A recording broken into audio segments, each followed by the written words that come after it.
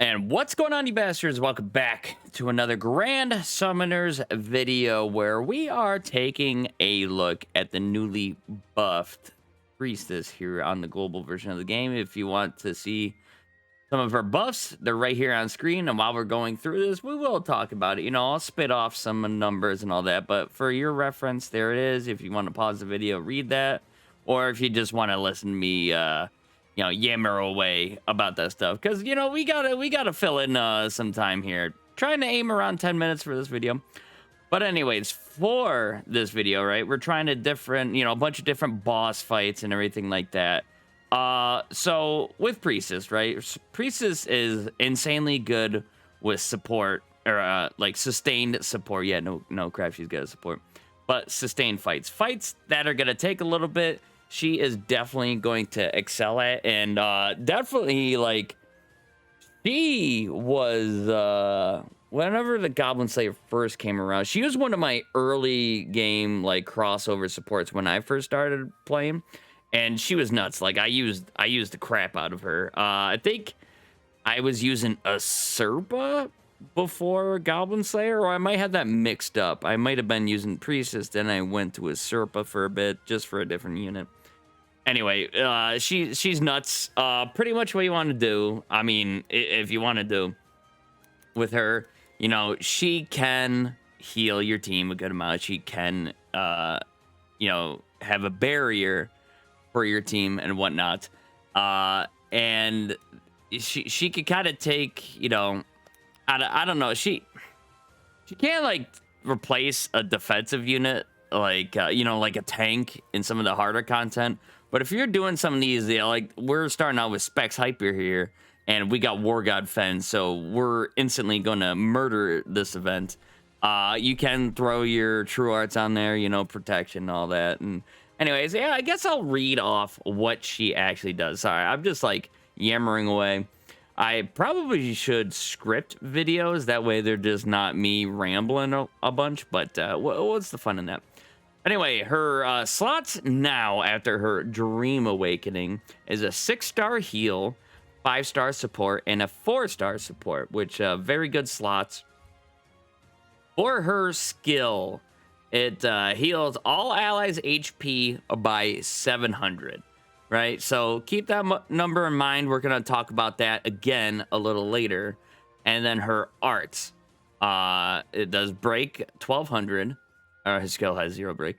15,000% light damage magic, 100% chance of inflicting blind for 15 seconds, increases allies' arts by 30. Okay, so going back to the video, I did change out Emiya for Draken, because it is like, oh, Shiro, we're gonna use him, you know, he can, you know, do a barrier and all that stuff.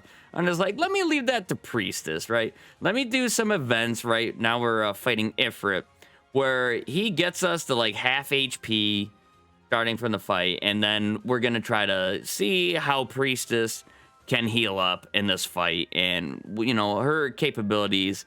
You know, if I I think I do protection right here. Yeah, I do. There we go. Anyway, so True Arts is break 0 for 45 seconds. Allies gain a damage barrier that can negate 12,000 damage, increases own skill CT rec, and healing output by 100%. So that is pretty important right there. So if you want to increase your healing going to your skill, your healing is pretty much going to be doubled. And then passive increases poison resistance by 50%.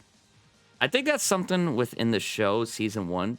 Did she get poisoned? I know when Goblin Slayer found her in the dungeon. Dude, like, episode 1 of Goblin Slayer, like, when I saw that, I'm like, oh my god, who watches this? All right, so look at Priestess healing. Of course, we're gonna cleanse the we're gonna cleanse the burn right there, and then we're kind of just at full HP.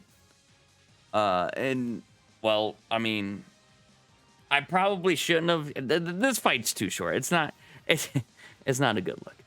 Uh, but yeah, episode 1 of Goblin Slayer was just like, what? I think she might have gotten poisoned when Goblin Slayer found her, and he like healed it or something like that. So I think that's where that passive comes from. If you haven't seen Goblin Slayer, definitely watch it. It is pretty good.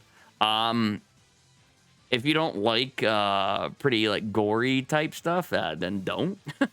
And then anyway, the second part of her passive increases own arts by 2 per second, increases allies max HP by 20%, does not stack with abilities of the same name. And with her Dream Evolution, this unit has Dream Evolution unlocked. Yeah, blah, blah, blah. So we have Aqueous and Luminous, right?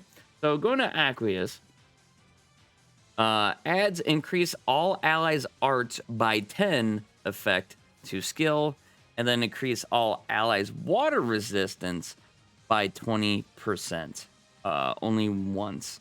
And then with Luminous, which is the one that I picked, increases all allies' heal amount by 20%, and except lifesteal, and increases human allies' arts by 2 per second. So I went with Luminous because, you know, the Aqueous with the water resistance by 20%, that seems pretty niche, honestly. And I mean, her skill is really good, which increases, you know, all allies' arts by 10. But you know, with Luminous, it sucks you can't just have them all. But I went with Luminous, you know, the extra heal amount. So if you True Arts, which honestly, I don't find myself True Arting with Priestess that often. Like, I'll weave it in there here and there. But if you're running like another barrier type unit, like again, like Emiya, you really won't need it.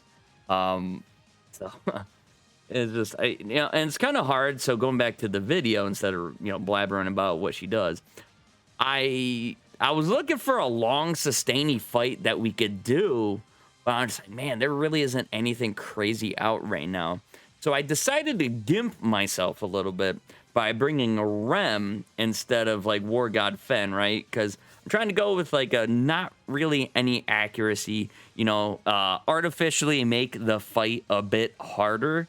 You know, we don't have any other defensive type units, so we're gonna see how this could go here. You know, I had to bring my girl Rem into the video because you know, she is you know, kind of waifu material. Yeah, so we got we have Priestess, we have Draken, we have Rem, and then we have Segiri. I probably could have swapped her out. I mean, she is providing a bit, what, like physical, extra physical damage for other units on our team, which could be good for Rem. But yeah, if, you know, we're trying to see another good test too, because Rem pretty much kills herself stacking her True Arts. I want to see if Priestess's heal can keep up with that.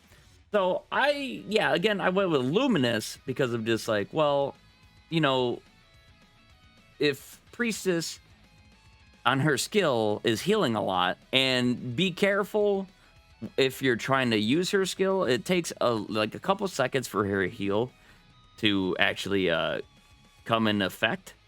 Because I found myself when I first started playing, right?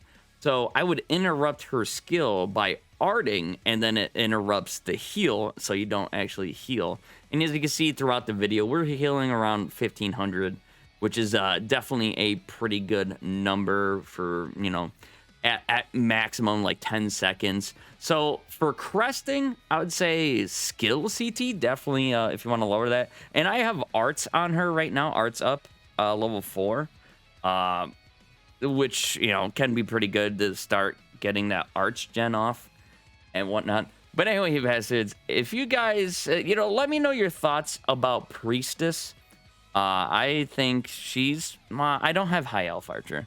And I use Goblin Slayer a little bit. I know last time I was doing the Odeus bullying stream, I could not get a 4-star crest to save my life with that man. So yeah, we're seeing like we're definitely not hitting that much Redacne, all right? So Rem is pretty much dead. You know, thanks to the protection, you know, getting that barrier up, she is not dead. so we could just keep true arting with her. I don't know when the barrier was gonna run out, and it's actually a really long barrier. It's 45 seconds, 12,000 damage, definitely sizable. So I decided to do it again. And you know, we don't have a tank here, so we're just eating all the status effects, whatever. And yeah. So unfortunately, Priestess's healing can't keep up with Rem killing herself. But we did end up, you know, winning, beating Piss Princess once again. Yeah. But anyway, you bastards, hope you guys enjoy. What is your favorite crossover unit from Goblin Slayer? And yeah, let's look at our recovery right here. Yeah, 41,000. So definitely a good amount there. And I will see you all in the next one. Take care. But first, hi there. If you liked what you saw,